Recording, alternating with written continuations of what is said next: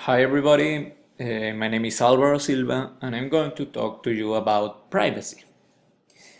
I'm going to divide my presentation in what I consider are the key topics about what is happening to our privacy. Are we not owners of our privacy anymore? Let's find it. These are going to be the topics in which I will focus. The definition, myth and realities, Edward Snowden, world impact, what is more important, laws, recent events, ethical dilemma, opinion, and conclusion. So let's get started. What is privacy? First of all, we need to define it. Privacy is the state of being free from unwanted attention. Using this definition taken from ICT, it's simply the right to maintain our personal information private. Myth or reality? What we are facing right now is something that we could only imagine in sci-fi films. But the truth is that the thing that we thought were crazy histories is now a reality. Governments are spying us. Governments are collecting information about us without our permission, and they are reaching their objective with the help of many telecommunication and social network companies. The man behind all this revelation is the former NSA agent Edward Snowden, who through national journals such as the Washington Post and The Guardian unmasked all these acts perpetrated by the US government with the help of the UK. The most shocking information that Snowden revealed was that governments are not only spying on enemies anymore, they are also spying on their own citizens. Opinions are divided on what Snowden did. Some call him a traitor, because he released confidential information. But others call him a real patriot. Why? Because he told the world what was happening in front of our eyes. What do you think about it? World impact. The information filtered by Snowden created a big concern among the people. The truth was revealed, and the masses started questioning how secure we really are. Many issues like where is my data stored or where that information goes started to worry people. Common questions like that our browser always asks, like, do you want to save your password? Every time we say yes. Now the people start thinking, wait. Saving my password where? According to the Wall Street Journal, on its edition of July 1st of 2013, citizens of New Zealand started questioning the new reforms that the government was planning, since they involved giving more power to foreign intelligence agencies over personal information from common citizens. What is more important?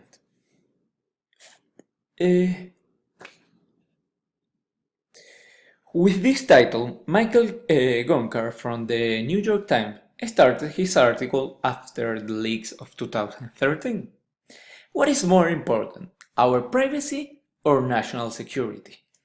According to Michael, 6 of 10 people are against the massive collection of information from ordinary citizens, and 57% consider that these acts are not helping to prevent terrorism at all.